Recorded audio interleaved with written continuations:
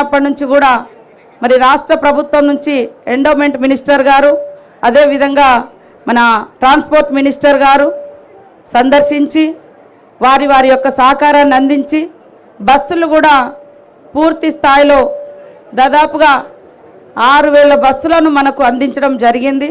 వారికి కూడా ప్రత్యేక ధన్యవాదాలు తెలియజేస్తా ఉన్నాను. ఆర్టీసీ దాదాపుగా 10,000 ట్రిప్పులు 12,000 ట్రిప్పులు ఇప్పటిది రాలే మాకు. ఇంకా నిన్న సాయంత్రం వరకు 10,000 ట్రిప్పుల బస్సులు నడిచినట్టుగా కూడా మాకు కొంత సమాచారం ఉంది. అదేవిధంగా వివిఐపీలు ఒక 13 మంది, విఐపీలు 140 మంది రావడం జరిగింది. డెత్స్ కూడా నేను ఇప్పుడు నేనే మీకు అందరికీ తెలుసు ఉన్నా ఇక్కడే ఎప్పటికప్పుడు రివ్యూలు చేసుకుంటూ సమీక్షించుకుంటూ గ్రౌండ్ నుంచి వచ్చే వాటిని కూడా సమీక్షించుకున్నాం.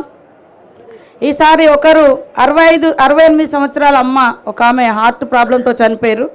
ఒకరు 35 సంవత్సరాల అతను మరి సాయిలు అనే అతను వాగులో కొంత డ్రింక్ చేసి వాగులో దిగడం జరిగింది.